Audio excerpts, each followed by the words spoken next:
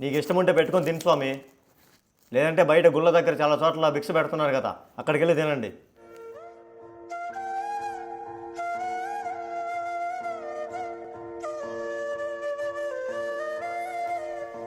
అన్న ఏం చేస్తున్నావు అన్న? ఏం చేయలేదు కానీ నీకు చెప్పిన పని అయిపోయిందా?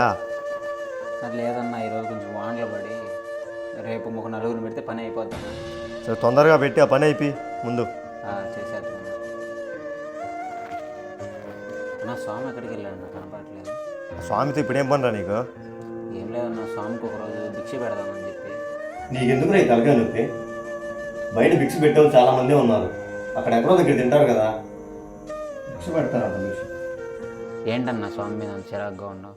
రే ఆ స్వామి మాల వేసింది దేవుడి మీద భక్తితో కదరా, నాతో సేవ చేయించుకునేదానికి ఆ స్వామి మాల వేసింది. ఏంటన్నా ఎట్లా పడితే అట్లా మాట్లాడుతున్నావు? బయట చాలా చోట్ల స్వాములకు అన్నదానం చేస్తుంటారన్న, అది స్వాములు తింటే ఎవరికన్నా పుణ్యం? ఇంకెవరికి అన్నదానం చేసిన వాళ్ళకే పుణ్యం అది. మరి ఆ స్వామికి నువ్వు మంచిగా వండి పెడితే ఆ పుణ్యం నీకే కదన్నా. అన్న, ఒక మనిషి మాల వేశాడంటే 41 రోజు ఆయన అయ్యప్ప స్వామితో సమానం అన్నా.